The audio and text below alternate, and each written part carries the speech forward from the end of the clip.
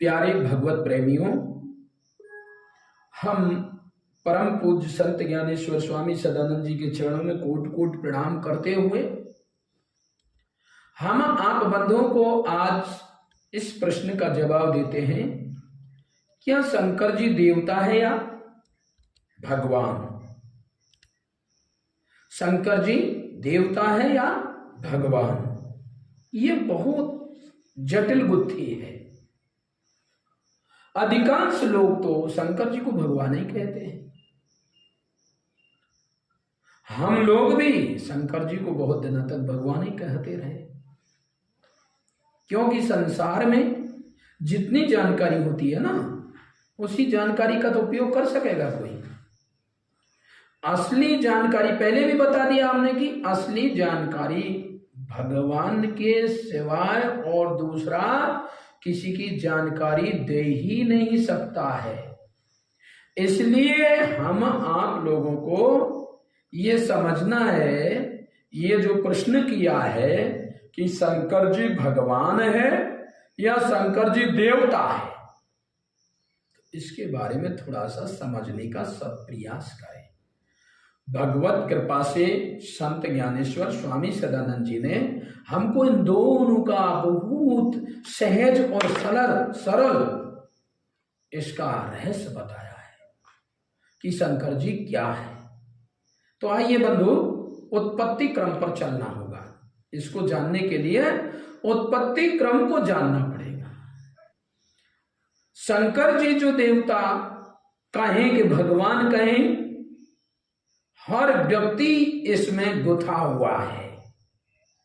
बहुत लोग, अधिकांश लोग, बहुत नहीं अधिकांश लोग शंकर जी को भगवान कहने में लगे हुए हैं। तो अब ये हम भी भगवान ही कह रहे थे, देवता है कि भगवान है, दोनों हम कौन से को सही माने कि देवता है कि भगवान है? तो फिर आइए उत्पत्ति के क्रम में चलते हैं। परमपिता परमेश्वर भगवान जब सृष्टि रचने का संकल्प लिया, भगवान संकल्प करते हैं और संकल्प में ही सारा कुछ होना चालू हो जाता है। जैसे ही भगवान के अंदर एक संकल्प उठा, भाव कुछ हो, तो सृष्टि होना चालू हो गया। एकत्व से द्वैत चालू हो गया। एकत्व ही था, वहां एक परमात्मा ही था और कुछ नहीं। संपूर्ण सृष्टि को अपने में लिए हुए जब सृष्टि उत्पन्न करना चालू हुआ, संकल्प हुआ, तो भगवान से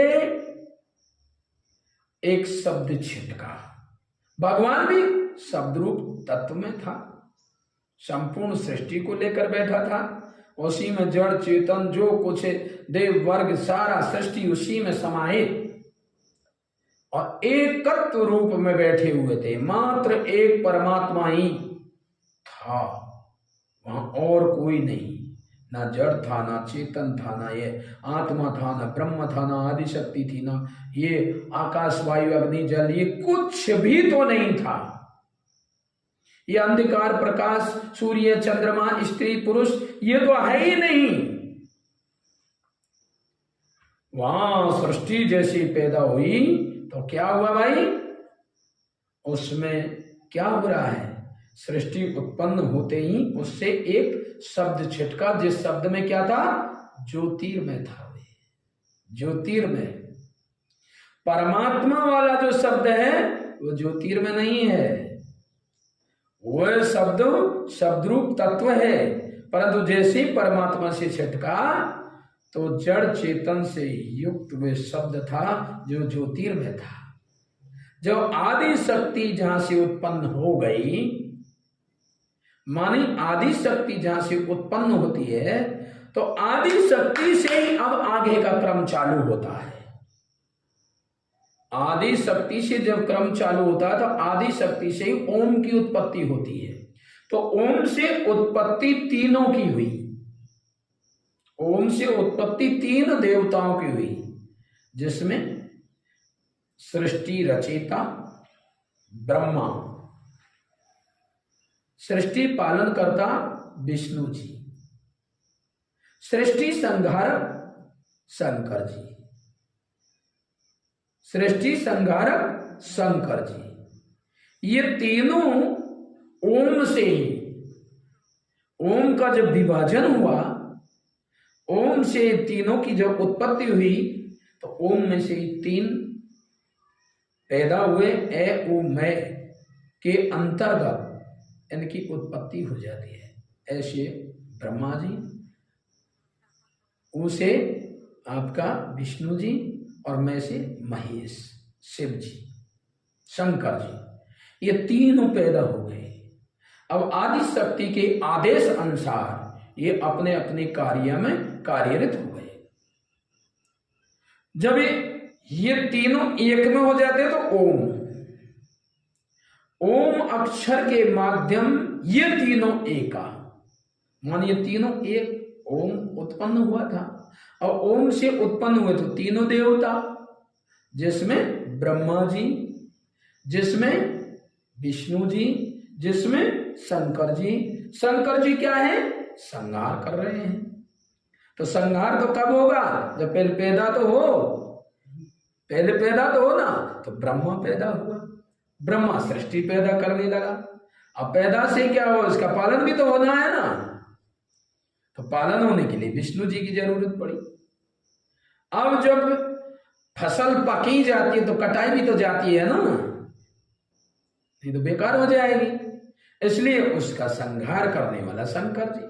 ये तीनों अपने अपने पदों पर क्रियान्वित है। अब इनमें तो एक भी भगवान नहीं है, ना शंकर जी भगवान है, ना तो विष्णु जी भगवान है, ना तो ब्रह्मा जी भगवान है। तीनों देवता हैं और तीनों ये ओम अक्षर के अंतर्गत हैं। माने ये तीनों ओम से पैदा हैं। ओम की उत्पत्ति किससे है? आदि शक्ति से है। और आदि शक्ति की उत्पत्ति परमेश्वर परमात्मा परब्रह्म भगवान से है। तो ओम क्या हुआ? ओम क्या हुआ? भगवान का नाती हो गया। पहले प्रथम उत्पत्ति आदि की शक्ति, आदि शक्ति जब उत्पन्न हुई तो फिर उसको आगे बढ़ाया गया।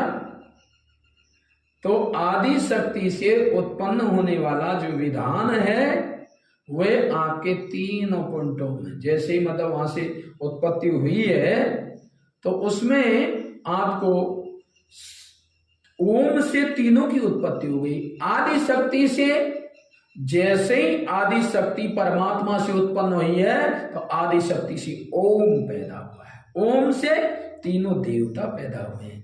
तीनों देवताओं को आदि शक्ति ने अपने क्रियान्वित मानी पदों पर स्थापित किया है और पदों पर स्थापित हुआ है, तुरंत सृष्टि का क्रियान्वित पद्धति सहजता से चलने लगा।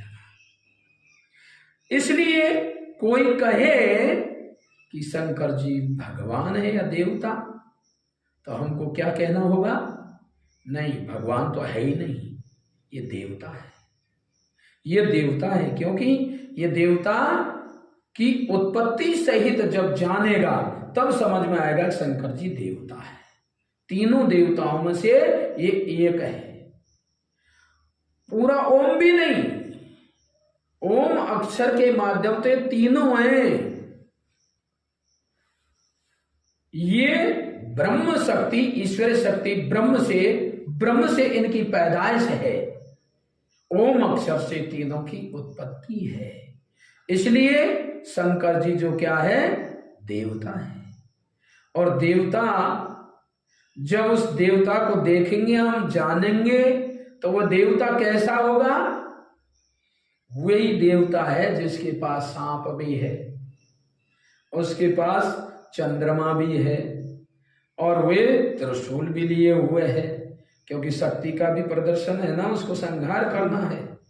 तो वह अपने पद पर बैठा है। यदि वह कहीं घूमने टहलने चले जाए तो उसने अपना एक उपपद भी बना रखा है।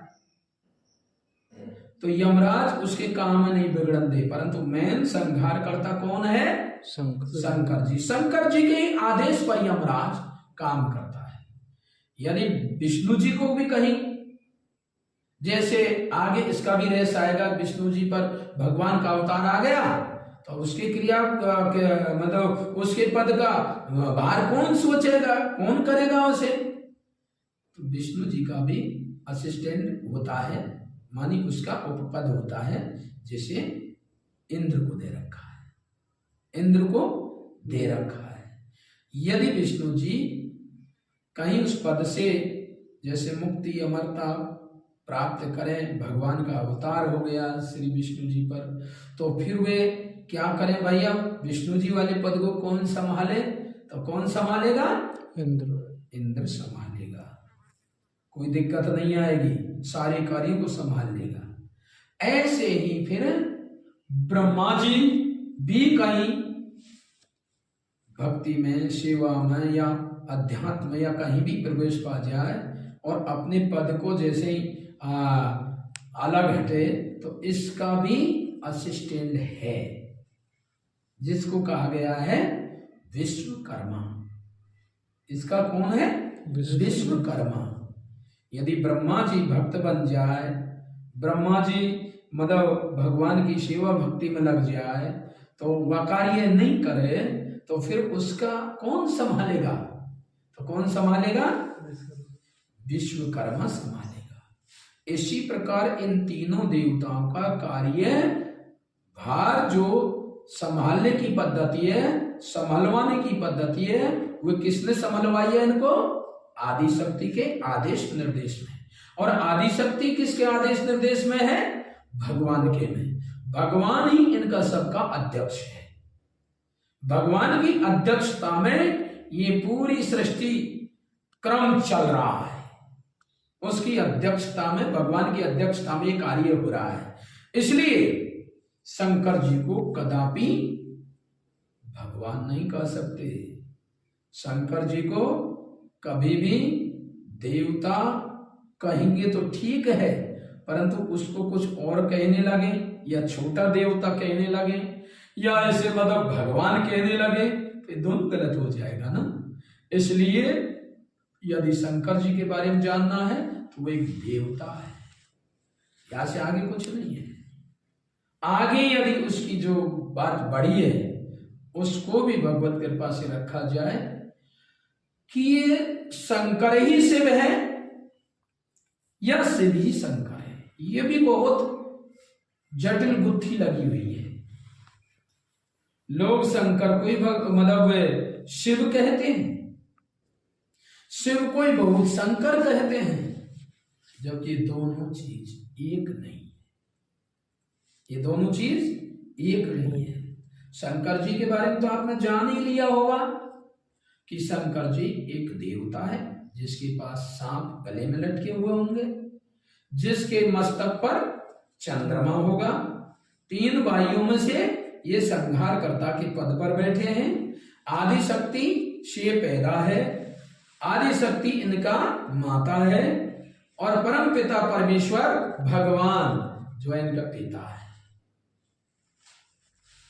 माने आदि शक्ति से ओम की उत्पत्ति हुई है, ओम की उत्पत्ति से इन तीनों की उत्पत्ति है, ओम से तीनों की उत्पत्ति हुई है। इसलिए इस क्रम से लेंगे जब ये तीनों देवता जो हैं भगवान का नाती हो गए, क्योंकि बेटा हो गया माने ब्रह्म शक्ति, आत्मशक्ति, आत्मेश्वर ब्रह्म, ये बेटा है।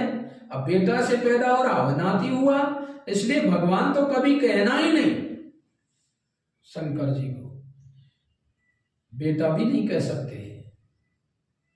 इसलिए अब आगे आइए कि शिव क्या है। शंकर जी का तो रहस्य जान लिया, शिव क्या है। तो जब आगे चल के जैसे ही भगवान का खोज